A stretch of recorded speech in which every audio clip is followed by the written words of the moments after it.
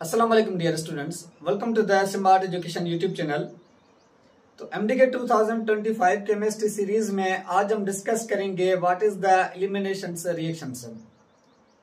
Elimination reactions एक अल्काइलाइड्स का topic होता है। अल्काइलाइड्स जो होते हैं वो दो टाइप के रिएक्शन शो करते हैं। एक सब्स्टिट्यूशन रिएक्शंस जिसमें SN1 और SN2 हमने पढ़ा था। उसके बाद जो दूसरा रिएक्शन शो करता है ये करता है एलिमिनेशन।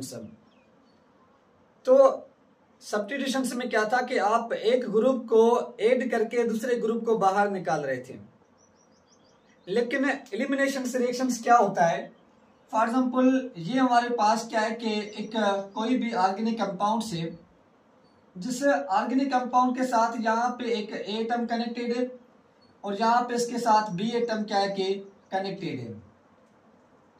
तो हम इसका रिएक्शंस करवाते हैं एक रिएजेंट के साथ। यहाँ पे रिएजेंट के साथ क्या करवाएंगे, रिएक्शंस करवाएंगे।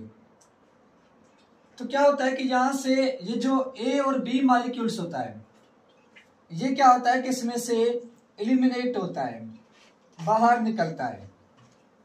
तो किसकी फॉर्मेशंस होती है, एक ए बी की फॉर्मेशंस होगी, प्लस में यहाँ से हमारे पास क्या होता है कि ये जो कंपाउंड्स होता है ऑर्गेनिक कंपाउंड्स ये कन्वर्ट हो जाता है किसमें, एक अल्कीन कंपाउंड्स में कन्वर्ट हो जाता है।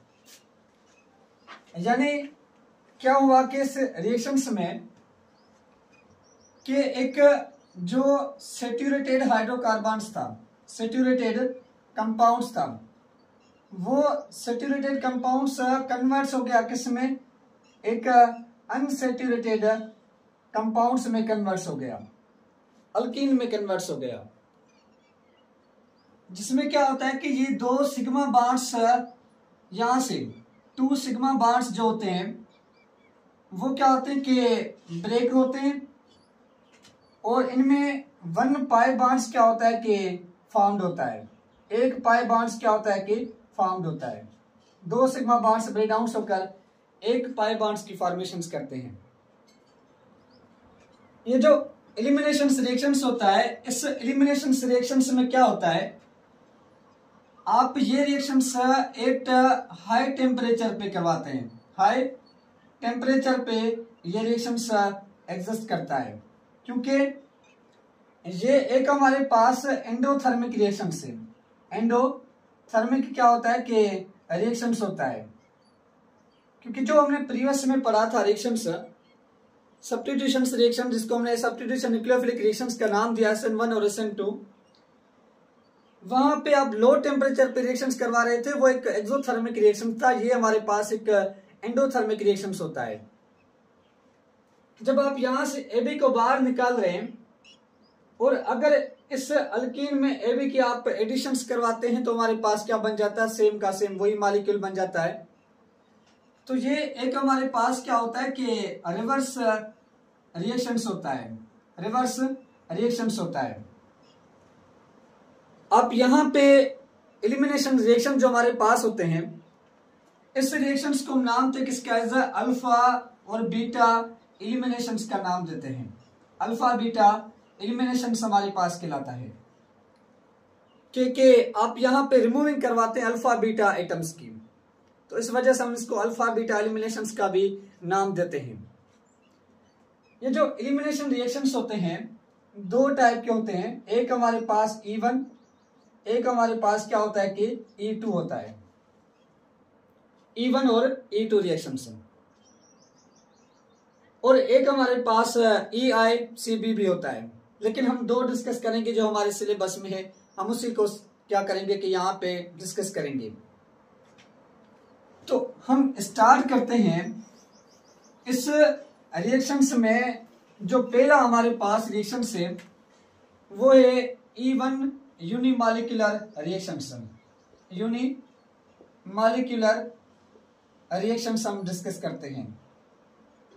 पहले इस E1 यूनिमॉलिक्यूलर रिएक्शंस किस तरीके से होगा, हम क्या करते हैं, कार्बन और ये कार्बन्स और ये कार्बन CH3 और यहाँ पे भी CH3 और यहाँ पे क्या होता है कि X एटम कनेक्टेड होता है, हेलोजन एटम कनेक्टेड रखते हैं। हम इसका रिएक्शंस करवाते हैं एक वीक बेस के साथ, वीक बेस के साथ रिएक्शन करवाएंगे। वीक बेस कौन सा होता है कि जैसे कि हमारे पास मिथाइल अल्कोहल होता है या इथाइल अल्कोहल होता है CH2OH, या हमारे पास वाटर H2 होता है। आप जो रिएजेंट्स यहाँ पे लेंगे वीक बेस लेंगे, इनमें कोई भी लेंगे। और जो यहाँ पे सॉल्वेंट होता है वो सॉल्वेंट हम यूज करते हैं कौन सा, एक पोलर प्रोटिक सॉल्वेंट हम यूज करते हैं।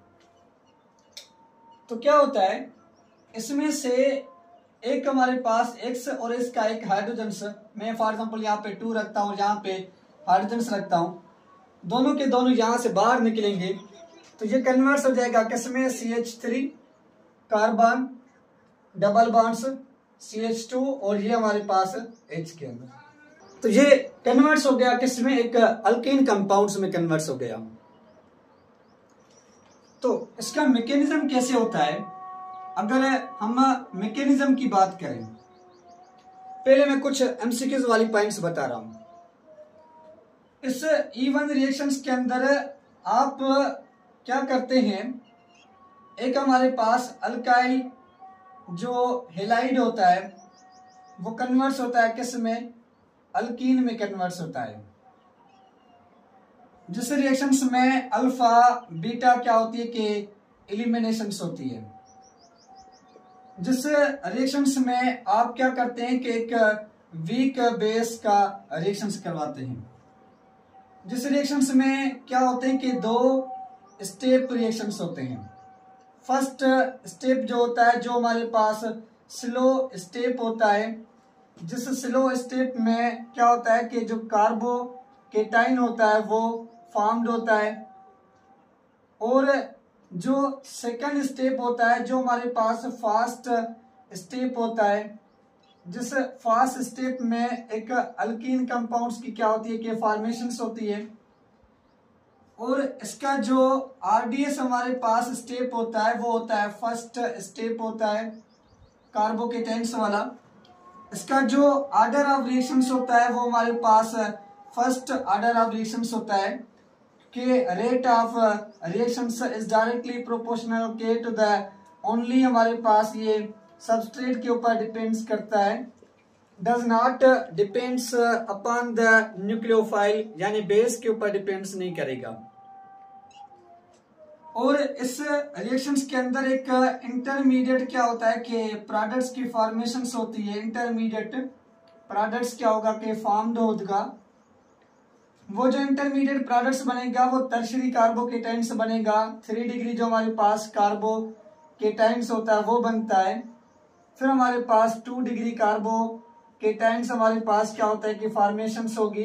फिर हमारे पास 1 डिग्री जो होता है वो कार्बोकेटाइन्स क्या होता है कि फॉर्म्ड होता है। तो यानी E1 रिएक्शन जो हमारे पास होता है ये ज्यादातर फेवर्स देगा कार्बोकेटाइन्स को, टर्शियरी कार्बोकेटाइन्स को।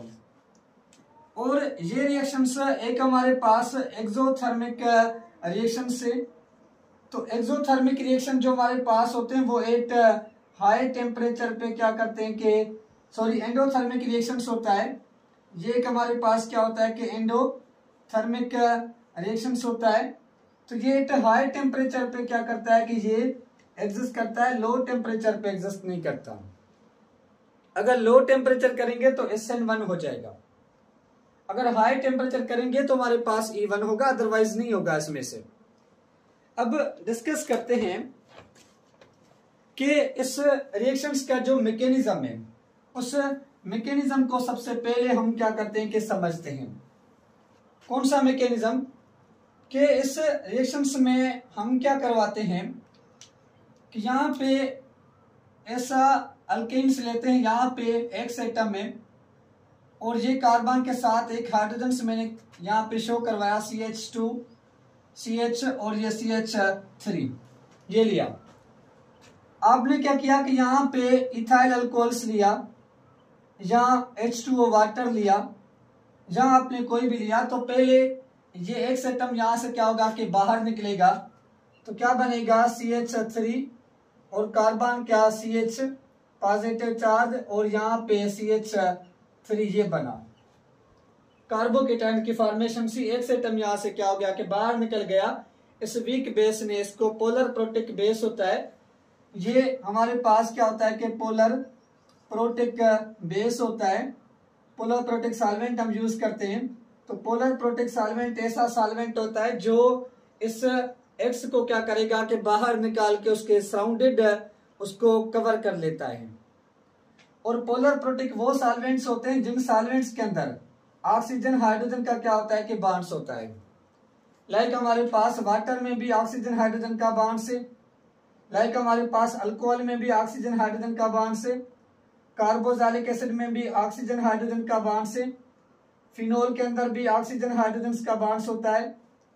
तो सिर्फ वो सॉल्वेंट जो पोलर प्रोटिक सॉल्वेंट्स होते हैं वो आप यहाँ पे यूज करते हैं, क्योंकि वो कार्बोकेटाइंस को फॉर्मेशन करके देंगे। फिर नेक्स्ट स्टेप में क्या होता है कि ये CH3 कार्बन के ऊपर पॉजिटिव चार्ज, ये CH और यहाँ पे ये हाइड्रोजन और ये CH2।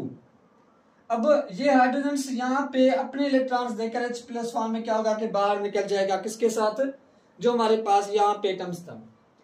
तो जैसे ही निकलेगा तो ये CH3 और कार्बन के साथ डबल बॉन्ड्स CH2 और ये CH। तो ये हमारे पास एक अल्कीन कंपाउंड्स की फॉर्मेशंस हो गई, एक अल्कीन कंपाउंड्स की फॉर्मेशंस हो गई।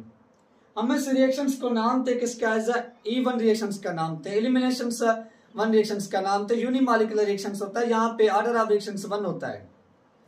इस रिएक्शंस के अंदर क्या होता है कि एक आप यहाँ पे रीअरेंजमेंट्स लाजमी करवाते हैं।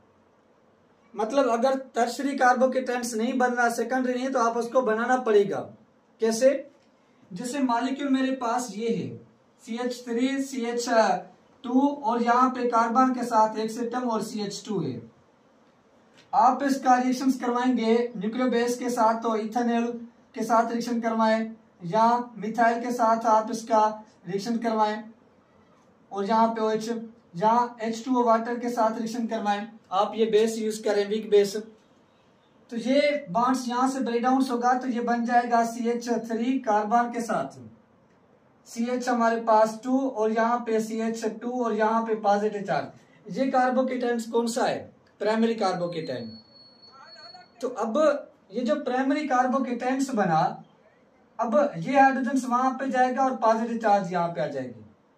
तो इसमें क्या बन जाएगा CH3 और कार्बन के ऊपर पॉजिटिव चार्ज CH और ये CH3।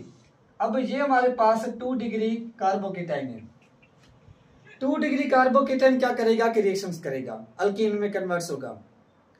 तो रीअरेंजमेंट्स यहाँ पे करवानी होती है कि यहाँ पे डबल बॉन्ड्स बन जाएगा CH और ये CH डबल बॉन्ड्स और CH2 बन जाएगा। ये बॉन्ड्स हमारे पास बनता है जब ये वाला हाइड्रोजन क्या होता है कि यहाँ पे एक हाइड्रोजन से वो अपने H+ आयन से यहाँ से क्या होगा कि रिमूव होगा। तो आप उसको नाम देंगे किसका, एज E1 रिएक्शंस का नाम देंगे, क्योंकि हमसे पूछते हैं कि कौन सा प्रोडक्ट मेजर बनेगा। वो प्रोडक्ट्स मेजर बनेगा जिस प्रोडक्ट्स में टर्शरी कार्बोकेटाइंस या सेकेंडरी कार्बोकेटाइंस बन रहे हैं तो बनेगा, अदरवाइज नहीं। उसके बाद जो हमारे पास नेक्स्ट रिएक्शन से, आई होप कि आपको ये ऑलमोस्ट क्लियर हो गया होगा। जो दूसरा मेरे पास रिएक्शन से जिसको हम नाम थे किसका, एलिमिनेशन में E2 रिएक्शन, यानी बायोमॉलिक्यूलर रिएक्शन जो होता है। तो हम डिस्कस करते हैं ये जो हमारे पास E2 क्या होता है कि बायोमॉलिक्यूलर रिएक्शंस होता है। एलिमिनेशन में बायोमॉलिक्यूलर रिएक्शंस, इस बायोमॉलिक्यूलर रिएक्शंस की कुछ मैं पॉइंट्स बताऊं फिर मैं आपको बताता हूं। सेम यहाँ पे भी एक अल्काइल हैलाइड्स जो हमारे पास होता है वो कन्वर्ट्स होता है किसमें, अल्कीन में कन्वर्ट्स होता है। 2 सिग्मा बॉन्ड्स ब्रेक डाउन होकर एक पाई बॉन्ड्स की क्या करते हैं कि फॉर्मेशंस करते हैं, बॉन्ड्स फॉर्म्ड होते हैं। 2 सिग्मा बॉन्ड्स ब्रेक डाउन होते हैं, एक पाई बॉन्ड्स बनता है। ये भी हमारे पास अल्फा बीटा एलिमिनेशंस कहलाता है, अल्फा बीटा एलिमिनेशंस कहलाता है। लेकिन यहाँ पे एक स्ट्रांग बेस लेते हैं, स्ट्रॉन्ग बेस का रिएक्शंस करवाते हैं विथ पोलर अप्रोटिक सॉल्वेंट के साथ। पोलर अप्रोटिक हमारे पास क्या होता है कि सॉल्वेंट आप यहाँ पे यूज करते हैं। ये भी एक हमारे पास एंडोथर्मिक रिएक्शंस है, एंडोथर्मिक रिएक्शंस होता है। तो ये भी एट हाई टेम्परेचर पे क्या करता है कि एग्जिस्ट करता है, हाई टेम्परेचर पे एग्जिस्ट करेगा। यहाँ पे वन स्टेप होता है, सिर्फ एक स्टेप में रिएक्शंस क्या होता है कि पूरा होता है। लेकिन यहाँ पे एक ट्रांजिशंस बॉन्ड्स की फॉर्मेशंस होती है। ट्रांजिशंस बॉन्ड्स क्या होगा कि यहाँ पे फॉर्म्ड होगा, यहाँ पे इंटरमीडिएट बॉन्ड्स नहीं बनता। तो जब इंटरमीडिएट बॉन्ड्स नहीं बनेगा तो यहाँ पे क्या होता है कि एक हमारे पास 1 डिग्री जो अल्काइल हैलाइड्स हम यूज करते हैं, उसके बाद हमारे पास 2 डिग्री अल्काइल हैलाइड्स हम यूज करते हैं, उसके बाद हम 3 डिग्री जो अल्काइल हैलाइड्स हम क्या करते हैं कि यहाँ पे यूज करते हैं, जो इस रिएक्शंस में आप करेंगे। तो इस रिएक्शंस का मैकेनिज्म अगर मैं आपको समझाऊं कैसे होता है, ये CH3 मॉलिक्यूल है, यहाँ पे कार्बन के साथ यहाँ पे मैंने एक एटम शो करवाया CH2 और एक हाइड्रोजन से मैंने यहाँ पे शो करवाया CH, और बेस कौन सा मैंने यूज किया है, यहाँ पे स्ट्रॉन्ग बेस यानी सोडियम हाइड्रो ऑक्साइड मैंने बेस यूज किया है। तो क्या होता है कि ये यहाँ पे अपने बॉन्ड्स इलेक्ट्रॉन्स देता है और ये बॉन्ड्स क्या होता है कि यहाँ से ब्रेक डाउन होना शुरू होता है एक ही स्टेप में। तो क्या होगा कि ये जो CH3 और ये CH और ये CH2, ये जो हाइड्रोजन था ना, ये हाफ बॉन्ड्स ब्रेक डाउन हो जाता है और ये एक्स एटम का भी हाफ बॉन्ड ब्रेक डाउन हो जाता है। यहाँ पे हाफ बॉन्ड्स जो है वो बन चुका होता है और ये जो OH नेगेटिव होता है, स्ट्रॉन्ग बेस जो होता है, वो स्ट्रॉन्ग बेस इस हाइड्रोजन को यहाँ से क्या करता है, बाहर अपनी तरफ रोटेट करता है। ये जो अल्काइल हैलाइड्स है वो एक sp3 हाइब्रिडाइज कार्बन था, लेकिन ये जो हमारे पास बना वो एक sp2 हाइब्रिडाइज होता है, और जो कार्बोकेटाइंस होता है वो भी sp2 हाइब्रिडाइज होता है, ये भी sp2 हाइब्रिडाइज कार्बन है। तो नेक्स्ट स्टेप में क्या होगा, ये बॉन्ड्स ब्रेक डाउन हो जाएगा, यहां से निकल जाएगा और यहाँ पे बॉन्ड्स बन जाएगा CH3 और ये CH2 डबल बॉन्ड्स और ये CH2, और ये यहां से क्या हो गया कि बाहर निकल गया। इस बॉन्ड्स को हम नाम थे किसका, एज ट्रांजिशंस बॉन्ड्स का नाम देते हैं, ट्रांजिशंस बॉन्ड्स कहलाता है। ये अनस्टेबल बॉन्ड्स होता है, काफी ज्यादा अनस्टेबल बॉन्ड्स कहलाता है। कार्बोकेटाइन स्टेबल होते हैं, वो उतने ज्यादा अनस्टेबल नहीं है, लेकिन ये बिल्कुल अनस्टेबल बॉन्ड्स होता है। तो इस रिएक्शंस को नाम थे किसका, यूनिमॉलिक्यूलर बाय, इसका यूनिमॉलिक्यूलर में जो हमारे पास होता है। अच्छा, इसका जो RDS हमारे पास रेट डिटरमाइन स्टेप हमारे पास फर्स्ट ही है, तो इसका जो ऑर्डर ऑफ रिएक्शंस होता है वो क्या होता है, 2 होता है। तो इस वजह से हम इसको बायोमॉलिक्यूलर रिएक्शंस का नाम थे। इसका जो रेट ऑफ रिएक्शंस होता है डायरेक्टली प्रोपोर्शनल टू द किसके ऊपर, इस RX के ऊपर भी और इस OH बेस के ऊपर भी डिपेंड्स करता है, दोनों के कंसंट्रेशन के ऊपर डिपेंड्स करेगा, अफेक्टेड होता है इनकी वजह। प्राइमरी कार्बोकेटाइन में ऐसा नहीं था, सॉरी इसमें E1 में।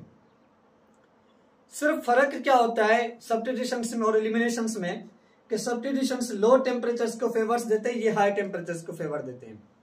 अगर हाई टेम्परेचर रखेंगे तो हमारे पास एलिमिनेशन होगा, लो टेम्परेचर रखेंगे तो सब्स्टिट्यूशन होगा। बाकी तो सारा कुछ सेम हमारे पास है, सेम सॉल्वेंट्स यूज करें, सेम आप बेस यूज कर रहे हैं। तो ये पॉइंट्स आपके क्लियर हो। यहाँ पे हमारा चैप्टर हुआ कंप्लीट। इंशाल्लाह हम नेक्स्ट चैप्टर में एक न्यू चैप्टर स्टार्ट करेंगे। चैनल को सब्सक्राइब नहीं किया तो आप सब्सक्राइब लाजमी करें, दोस्तों के साथ शेयर करें ताकि उनको भी ये इंफॉर्मेशन मिल सके। कोई भी क्वेश्चन हो, अगर आपको ऑनलाइन क्लास लेने तो आप हमारे नंबर पे कांटेक्ट करें, हम आपको जूम क्लास के हिसाब से ऑनलाइन क्लास लेंगे जिसको आपको पूरी इंफॉर्मेशन मिलेगी अबाउट एमडीकेट के टेस्ट के हिसाब से।